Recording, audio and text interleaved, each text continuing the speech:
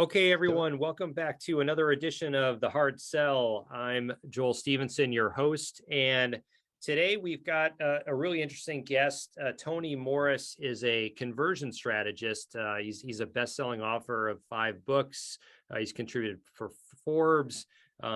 He runs an international sales training company, and as part of that, they've trained nearly 40,000 sales professionals across many industries. And he's sort of sought after live speaker, which we'll maybe talk about in a little bit. But it's great to have you on the show, Tony, and welcome to the Hard Sell. thank you. Really pleased to be here. And you almost make me sound quite good when I hear those things. So thank you. I appreciate it. Well, we aim to please here. I have great respect for anybody that makes a living working with other salespeople, just because it's I think uh, selling oftentimes maybe gets a bad rap, maybe from some bad actors, but it is critical to the economy and the spread of ideas. Yeah. And so I think to me, for people that are investing in making other people better salespeople, that's only going to be sort of a net benefit, I feel. Well, it's interesting. My son's 14, Harry, and he said, Dad, I want to do what you do. And I was like, do you know what I do? He's like, not really, but it sounds fun. And I said to him, we should write a book together. So we've started doing a book called Selling Through the Eyes of a Child. Hmm. So I explain sales to him. He explains it back to me through his lens. But to be honest with you, Joel, to get him to write it would be the best sale I'd ever make. And I think by the time it's finished, it'll be like selling through the eyes of a granddad, because I just can't get him to commit. He's like, "Oh, we'll do it next weekend." Yeah, that's what he keeps saying, bless him. But now I've told him that Wiley are publishing one of my books. He was like, "Dad, let's do it. I'm up for it. We'll see." But the reason I raise this is I think it's a life lesson that everyone should learn, and I think it should start at school. And I don't know about in America, but in the UK, they don't talk about it, and I think that's a massive error. Personally, it should be part of the curriculum. Yeah, it's similar in the US. There are a handful of university curriculums that I'm aware of that teach selling. But it's quite rare. And I think when I remember back a long time when I was in university, this guy, Mike Muni, came in to talk to a class that I was in, and he was the original founder of ACT, which was like the first Oh, kind of right. personal relationship manager software. And he was sort of saying, no matter what you do, you're in sales, and if you were going to pick a skill to learn early in your career, sales is a pretty good one. And so I was Yeah. like, yeah, that sounds pretty good. It's so that's a big reason why I took my first job was in sales as well.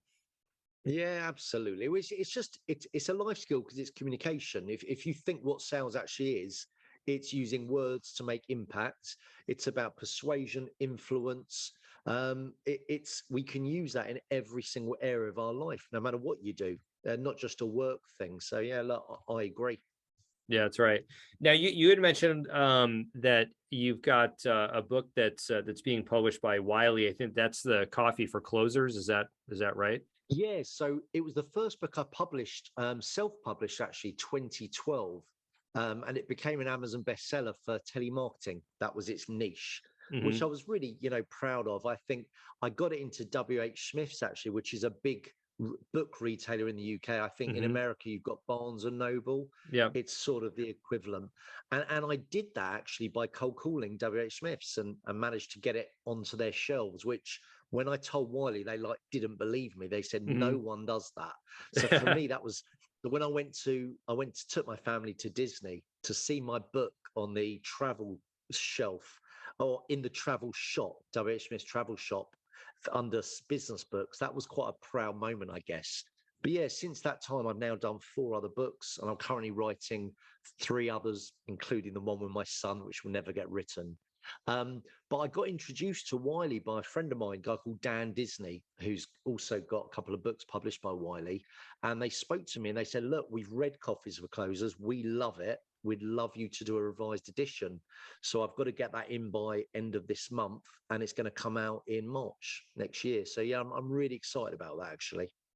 And what are some of the things you mentioned the focus is telemarketing. I'm curious, if you wrote it I guess about a decade ago now and you're revising it, like what are some of the things that as you're reviewing kind of the original versus the updated version that have changed that you sort of feel is important to update or revise and how Yes, things are working today? that's a really good question. So there's two answers really. So the book is about it's all about sales, but it's more about my career to date. So I started sales 22 years ago, although I agree I've always been in sales, but 22 years ago, as in I was paid to do it. And I've had a lot of stories like we all do, right? So the book is about my stories and it's done in a humorous anecdotal way, but there's also some content in there, practical ideas. But to answer your question, I guess the changes are of how we now sell has changed in terms of how people buy has changed. That's the biggest difference because my understanding really from what I've read and understood is buyers, no matter what they buy, are sort of 58% down the buying journey by the time they speak to a salesperson. 10 years ago, that wasn't the case. I don't know what the number was, but it was Mhm. probably half that. So, therefore, knowing that, we're speaking to more knowledgeable buyers. So, therefore, we've got to share insight of things they won't know. We've got to have better, more intelligent conversations. And there's a whole other ream that goes into it. And I think prospecting's changed. When I published the book, I used to cold call. I don't cold call now. I do a lot of research. I normally send them a video using BombBomb. A Mhm. personalized video. I normally put something in the post, something a bit quirky that makes me stand out, and then I make a call. So it's definitely not cold anymore. Whereas I think 10 years ago, you could have done that. So I think that's the biggest shift. And I've already started talking about that in the book. Um, in actually, I'm saying 10 years ago when I wrote this, that wasn't the case. But now I'm doing a revised edition. This is the case. So I think that's going to help the reader see sales through a different lens, actually. Yeah, it strikes me that COVID has also been a little bit of an accelerator to this because I bet even, Yeah. 5 or 6 years ago, you could still probably get somebody on an office phone. And, Yeah. except for industries that largely have to answer the phone to do their job, or like that's still a big part of what they do, like I don't know, like the auto parts shop or the restaurants or something like that. If you're going to prospect to anybody in tech or probably I bet a lot of financial services, that sort of thing, like good luck getting through on an office phone to anybody. And so then if you're going to call 100%. them, yeah, now you're going to call their mobile phone. And some people dislike that. And also I think the countermeasures are much better on mobile phones where you've got sort of spam, and you can sort of send people to the Google Assistant and let them talk to the Google Assistant before I try to answer. So it's quite different than the early days of like trying to work the switchboard and Of get the course. intro and get past the gatekeeper. And It absolutely is. But in a way, there's two positives to it. Number one, people do respond to WhatsApps now or texts. 10 years Mhm. ago, I don't think people would. Yeah, And yeah. the other biggest positive is virtual meetings, right? I remember speaking to my ex-business partner in my training company that, when we looked at our figures, we converted on average 2 out of 3 meetings. So if I want to do X amount of deals, I had to go out physical 3 meetings a day Mhm. because based on the geography in the UK, I just couldn't do more than 3, maybe 4, but really 3. So I was only ever going to win 10 deals a week, which is fine. But if my goal was to do more than that, it just wasn't going to happen. Whereas now I can do 8 meetings a day. So therefore, and my conversion hasn't changed, which is really good. So I'm now able to do more business just because it's convenient. And the other part of that is because I'm sitting at my desk, sitting there for 8 hours having meetings, I can now write books because I'm not traveling. So I now work out more than I've ever worked out. I do the gym in the morning, and then at the end of the day, sort of 5:30, I'll do maybe 2 hours of writing. And I can never have had that luxury. So I think the pandemic, personally, for me, has been a game changer, and for a lot of sales businesses, I think.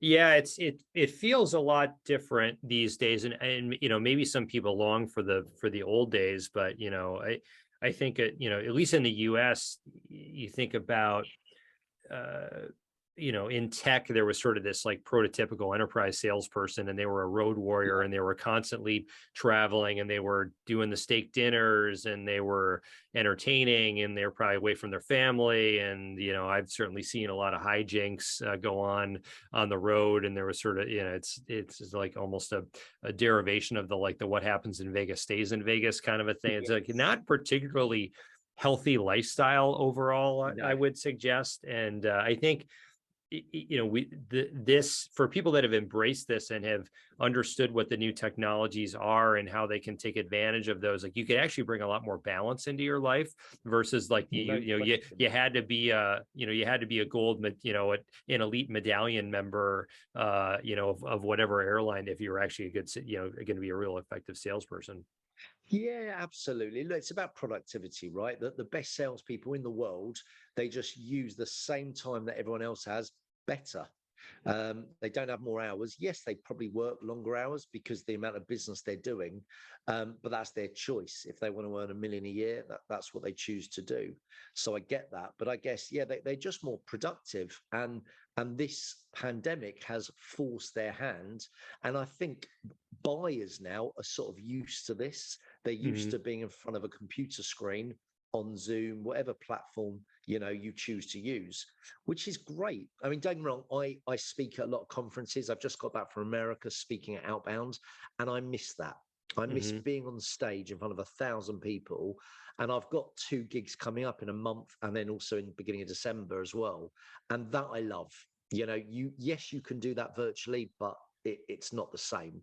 I remember when COVID hit, I had a speaking gig that became virtual, and I was talking. It was only about 80 people on the gig, but they wouldn't turn their screens on. So I was talking to a black screen of just names, and I really struggle with that. I've never done that before, and I was very conscious of it. And I think my confidence was affected. I just, I like feedback. I like to see people go, oh, light bulb moments. I couldn't see any of that. So I'm sitting there thinking, this is going dreadfully. I don't know if it was or it wasn't, but I didn't enjoy that at all. And luckily, I've not done many of those. Are you seeing, it sounds like you're seeing people want to get back in person and start to do, sales trainings and sales kickoffs and like that. That's been your experience recently? No question. I mean, pre-COVID, I used to travel to about 3 countries a month to deliver 3 gigs. And then I would deliver about 10 days, maybe 12 days face-to-face training. Then obviously COVID, I did none of those 2. But now, like just take October, I've got 14 days training face-to-face already booked. And in fact, I'm fully booked now. So it's now November. I'm going into November bookings. So it's definitely coming back now. And my speaking, I'm not back at 3 gigs a month like I was, but I'm sure that won't be long. I've got, as I said, I was in America. I've got 1 in November, 1 in December, and already 1 in next Feb. So it's starting to happen, which is great because I love that. I love sharing a message and inspiring people from a stage, which I've personally really struggled to do virtually. And there's a part of your presentations that I think you're known for, which is like you'll actually do a live sales call from stage, and I'm curious, like, are you starting to do that again now? You know what? Yes, I am. I still do that virtually. So I have an app called TMI Sales University. It's my e-learning product. Again, another positive of the pandemic for me is I built this. Took me a year, but I built it and launched it. And it's like Netflix for sales. I was actually going to call it Salesflix. I should have, but I didn't. In fact, I still might. So don't nick that. I quite like that name. Yeah. But basically, it's all my content. And what I do as part of my offering to my members is they join me twice a month online. We have a Q&A, but then I make live calls to their database. So they share with me a lead during the call. I question them a little bit about their business, and then I make calls. But yeah, I think the real impact is, and it's been amazing, by the way. I've had some unreal results with it. But the impacts on stage, I did a gig probably about 4 years ago. In UK, it's called Birmingham, the Midlands, Hmm. and it was a gig called Innovation Birmingham. It was a huge centre for tech businesses, but they were tech startups. There must have been 250 in the audience, so I did half a day on content. So it wasn't a gig; it was more of a workshop, and then I made 2 hours of live calls. And what was funny, it was going really, really well. Then I went back on stage to do some more content, and someone called back. And I was like, guys, let's do it. So I ran down the stage, got the phone, and it was someone said, yeah, hi. I said, Tony, you call me? And I said, yeah, thanks for returning my call. And I went into my pitch and I booked an appointment with that guy and his business partner, some lady, and it was worth about £850, the contract, 850 grand for that was a tender. And I don't know Hmm. if the company I booked won it, but I got the opportunity for them. And they were loving it. I mean, they were like, that's ridiculous. But Yeah. for me, I do it because without being arrogant, I'm good at it. I've done it for 22 years. It's the only thing I'm actually any good at, that and playing pool. And I like to show people that it's not as hard as they actually think it is. Because when you've got a proven structure, a cool structure, you ask excellent questions and you can listen very well. It pretty much is consistent. It's just a case of getting a hold of people. And if you can get hold of people with the right structure, asking the right questions, and you listen properly, you'll get the successful outcome. Yeah. Have you ever had that? I imagine like doing it for that long, there's probably some story where it like went spectacularly wrong or some crazy Yes, thing happened. it has. I did it for a client about 5 years ago. It was a real estate company. And I was on the phone to this guy, and he said, I was phoning on behalf of the salesperson that lost the deal. Uh, So I've got created a system called FAST. The F is feedback, and uh, then you go on to A, assessment, blah, blah, blah. So we're on the feedback bit, and we were talking about this guy, Rodney, who he met. And I was like, we're chatting away, and the guy on the phone said, yeah, you know what? Very pushy. And I said, look, I'm really sorry you felt Rodney was pushy. I said, you know what? He's so passionate. Sometimes it comes across as pushy. And he mhm. said, Rodney's not pushy. You're pushy. And I sort of said, look, apologies if I sound like that. I'm also very passionate. And sometimes, so I sort of repeated the line. I couldn't really Mhm. use it twice. So Yeah. that went awfully. But you know what, though? I put the phone down. I said, guys, I'm human. I do not get it right every time, but you know what I'm now going to do? And I picked up the phone again and I had a really good call and I put the phone call down. I said, that's the difference. Mhm. Most of you would have got that rejection, cried about it and not picked up the phone for the next 3 days. That's what an average performer does. A Mhm. top performer thinks to themselves, can I learn anything from that call? Not really. Move on. Or can I learn anything? Yup, this is what I learned. Let's use that next time. That's how a top performer thinks. So I think it was a good thing that I got, you know, it went badly because it worked in my favor to show that I'm human. Yeah, the psychological element of sales is such a big part because it's such a Mm. matter. It's a in some senses a numbers game, as you were saying earlier. Like you have to have a certain amount of attempts, and then it's a question of how well you convert on those attempts. But if Yeah. if you get discouraged, you don't do the attempts. That does tend to make it hard. Well, I talk about it a lot. It's a massive part. And I say, the word rejection is such a negative word. If we change it to feedback or a gift or a lesson, it changes your mindset. And for me, I've been professionally speaking now for about 13 years. And I remember when I started out, I would do this talk on stage and I was dreadful, like really bad, right? My legs were like Elvis Presley all over the place. And a professional speaker came on stage to give me feedback. And the way he delivered it, he said, Tony, the gift I want to give you today is, and then he gave me feedback. But I did look at it as a gift. I was like grateful for that gift. So I didn't look at it as he could have gone, Tony, you were crap. Maybe don't be a speaker. He didn't do that. He just said, look, this was bad. This is why it was bad. And this is what you can do to make it better. I was like, I love that. And that's how I look at sales calls. I don't see it as rejection. I just see it as growth. But it's all about how you view it. It's your lens, right? Yeah. And I think there's even a very good book called Feedback is a Gift. At least Is it's there? popular here in the US. Yeah, it's quite I'll good. check that out. Yeah. Feedback is a gift. I love Mhm. that. Okay, I'm going to buy that on Amazon.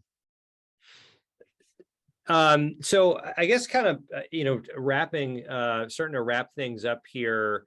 I'm curious now, like, just what do you see? So for particularly for maybe for thinking about sort of sales managers and sales leaders at the moment, a lot has changed as we've talked about throughout the session here today. But what do you think if you're a sales manager or sales leader and you're trying to think like, where is my team likely deficient right now, or like where have we fallen behind, or like what things should I try to zoom in on to try to improve our performance today? What are you kind of seeing from your work with a lot of different organizations is maybe a Yeah. theme there? So yeah, no, good question. I think salespeople have now become keyboard warriors. They think it's acceptable to try and sell via email, right? They do all this research, they share great insights, but they try and make their proposition via an email. And my opinion on that is if that genuinely worked, then we would fire salespeople and we'd hire copywriters because Hmm. they write better copy than salespeople, right? That's their job. So for me, no matter what happens in sales, the telephone will always be a necessary, some people say evil, Hmm. but it will be a necessary medium to, convey your message. I think the biggest shift is what you do before you pick the phone up. That's been the change. So for sales leaders, I think they need to keep banging the drum that you've still got to pick the phone up. Don't hide behind a keyboard. However, warm up that prospect. Make sure you've done your homework. Make sure you're ready to name drop competitors that you've served. Make sure you know the problems that the prospect faces right now. And most importantly, talk about how you've helped someone like them solve those problems. Get ready to share some good insights. Show them you're a thought leader in that area, but you still got to pick up the bloody phone. And Hmm. I think if I was a sales leader today, well, I am a sales leader. I have a team of salespeople. That's the message I'm saying, that you've got to pick up the phone, whether you like it or you don't. That's part of your game. And it's a little bit like, Joel, me saying, I'd love to be a boxer, but I don't like getting hits. Then don't be a boxer, right? If you're going to be in sales and you've chosen the profession of sales, which I love and I'm proud to be in, you've got to pick up the damn phone. That's part of the game, you know? And if you don't want to do that, don't be in sales. Well said. And I would even add, as a provider of tech that helps people with emails, we see a lot of people, fall into that trap of like, well, I'm just going to send a ton of emails and that's going to solve my problem. Like the tools like ours are Absolutely. meant to help you get the meeting, and that's where the Correct. magic happens. Like we are not the end-to-end platform. We're sort of in Yeah. some sense a means to an end. And yeah, it's easy. We see this all the time where people think that volume is going to lead to results, and at some level it can if you're really under index. But at the end of the day, what you're really trying to do is get somebody on the phone, ask good questions, understand what their business issues are, and then try to understand how your company can help them. Correct. Look, if it's such a big point you've made, right? A salesperson today, a top performer today, use every bit of tech available to them. They've got the best CRM, whatever they believe it to be. They're using all sorts of AI. They're using the best email platforms. They are using the tools. It's almost like going to a gunfight with a Swiss Army knife and hoping you're going to Hmm. win, right? So good salespeople are productive because of the software, the solutions they use, but you still got to pick up the phone.